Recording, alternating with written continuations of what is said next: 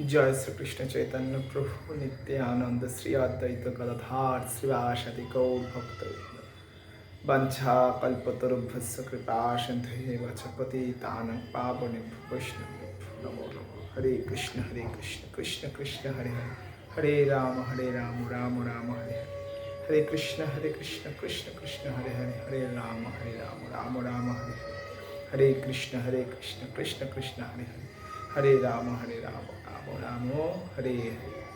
आज शुभ दिन। आज माघ मासे কৃষ্ণপক্ষের একাদশী তিথি, শর্তিলা একাদশী। আজ 25শে জানুয়ারি। আজ আমরা শর্তিলা একাদশী ব্রত 2025-এ জানুয়ারিতেই পালন করছি। আসুন আমরা আস্বাদন করি আজকে একাদশী মাহাত্ম্য। মাঘ মাসে কৃষ্ণপক্ষের শর্তিলা একাদশী মাহাত্ম্য ভবিষ্যৎ পুরাণে বর্ণিত আছে। যুধিষ্ঠির মহারাজ বললেন, হে জগন্নাথ, মাঘ মাসে কৃষ্ণপক্ষের একাদশী তিথির নাম কি, বিধি বা কি, এবং তার জন্য কি ফল হয়, সবিস্তারে আমাকে বর্ণনা করো। তদুত্তরে ভগবান বললেন, হে রাজন, এই একাদশী শর্তিলা একাদশী নামে বিদিত। এক সময় দালব্য ঋষি মুনিশ্রেষ্ঠ পুলস্তকে জিজ্ঞাসা করলেন, মর্তলোকের মানুষেরা ব্রহ্মহত্যা, গোহত্যা ও অন্যের সম্পদ হরণ আদি পাপ কর্ম দ্বারা নরকে গমন করে, যাতে তারা নরকগতি থেকে রক্ষা পায়, তা যথাযথভাবে আমাকে উপদেশ করুন। অনায়াসে সাধন করা যায় এমন কোনো কাজের মাধ্যমে যদি এই পাপ থেকে উদ্ধার কোনো উপায় থাকে তবে তা বলুন। পুলস্তমুনি বললেন, হে মহাভাগ, তুমি একটি গোপনীয় উত্তম বিষয়ে প্রশ্ন করেছ। মাঘ মাসের সূচি জিতেন্দ্রীয় কাম ক্রোধ আদি শূন্য হয়ে পুণ্য স্নানের পর সর্ব দেবেশ্বর শ্রীকৃষ্ণের পূজা করিবে। পূজাতে কোনো বিঘ্ন ঘটলে কৃষ্ণ নাম স্মরণ করিবে। রাত্রিতে অর্চনান্তে হোম করবে। তারপর চন্দন, অগরু, কর্পূর ও শর্করা দ্বারা নৈবেদ্য প্রস্তুত করে ভগবানকে নিবেদন করবে। কুষ্মাণ্ড, নারিকেল অথবা 100 গুবাক দিয়া অর্ঘ্য প্রদান করিবে। কৃষ্ণ কৃষ্ণ কৃপালস্তম গতি ভব ইত্যাদি মন্ত্রে শ্রীকৃষ্ণের পূজা করিতে হয়। কৃষ্ণ আমার প্রতি প্রীতি হন বলে যথাশক্তি ব্রাহ্মণকে জলপূর্ণ কলস, ছত্র, বস্ত্র, পাদুকা, গাভী ও তিলপাত্র দান করবে। স্নানাদি কার্যে কালতিল অত্যন্ত শুভ।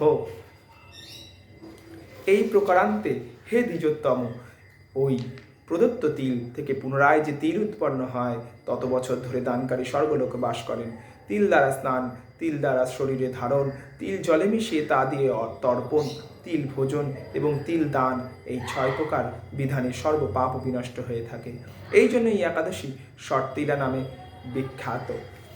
হে যুধিষ্ঠির, এক সময় নারদ এই শর্তিলা একাদশীর ফল ও ইতিহাস সম্পর্কে জানতে চাইলে যে কাহিনী আমি তাহাকে বলিয়াছিলাম তা এখন তোমার কাছে বর্ণনা করছি। পুরাকালে মর্তলোকে এক ব্রাহ্মণী বাস করত। সে প্রত্যহ ব্রত আচরণ ও দেবপূজা পরায়ণা ছিলেন।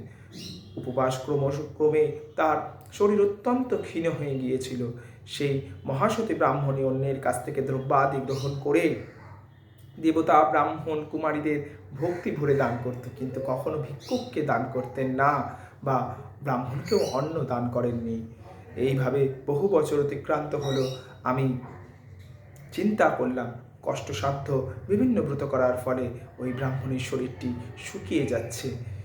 সে যথাযথভাবে বৈষ্ণবদের অর্চনও করছে, কিন্তু তাদের পরিতৃপ্তির জন্য কখনো অন্ন দান করেনি। তাই আমি একদিন কাপালিক রূপ ধারণ করে তামার পাত্র হাতে নিয়ে তার কাছে গিয়ে ভিক্ষার প্রার্থনা করলাম। ব্রাহ্মণী বলল, হে ব্রাহ্মণ, তুমি কোথা থেকে এসেছো, কোথায় যাবে, তা আমাকে বলো। আমি বললাম, হে সুন্দরী, আমাকে ভিক্ষা দাও।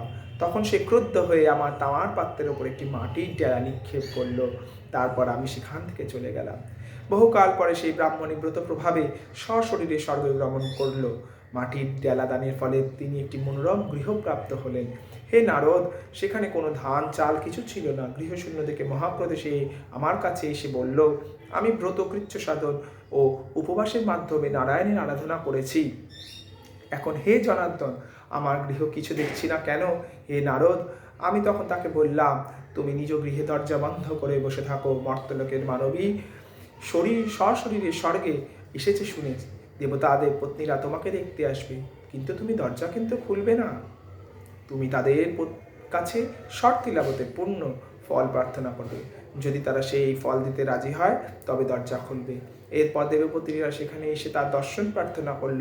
শর্তিলাভতের ফল পেলেই কেবল সেই মানবী দর্শন দেবেন বলে তাদের মধ্যে এক দেবপত্নী তার শর্তিলাভতজনিত পূর্ণ ফল তাকে প্রদান করলো। তখন সেই ব্রাহ্মণী দিব্য কান্তে বিশিষ্টা হলো এবং তার গৃহে ধনধান্য ভরে গেল। দ্বার উদ্ঘাটন করলে দেবপত্নীরা তাকে দর্শন করে বিস্মিত হলেন। হে নারদ, অতিরিক্ত বিষয় বাসনা করা উচিত নয়। বৃত্ত শাক্ত অকর্তব্য। এই সাধ্য মতন তিল বস্ত্র অন্ন দান করবে। শর্তিলাভতের প্রভাবে দরিদ্রতা, শারীরিক কষ্ট, দুর্ভাগ্য প্রভৃতি বিনষ্ট হয়। এই বিধি অনুসারে তিল দান করলে মানুষ অনায়াসে সমস্ত পাপ থেকে মুক্ত হয়ে যায়। ইতি শ্রী শর্তিলা একাদশী মাহাত্ম্যকথা সম্পূর্ণ। হরে কৃষ্ণ কৃষ্ণ কৃষ্ণ কৃষ্ণ হরে হরে, হরে রাম রাম রাম হরে হরে। আমরা আগামী দিন পারণ সূর্যোদয় থেকে 10টা 2-এর মধ্যে পারণ সমাপন করব। নিতাই গৌর সীতানাথ প্রেমানন্দে গৌর হরি বল বল হরি বল বল।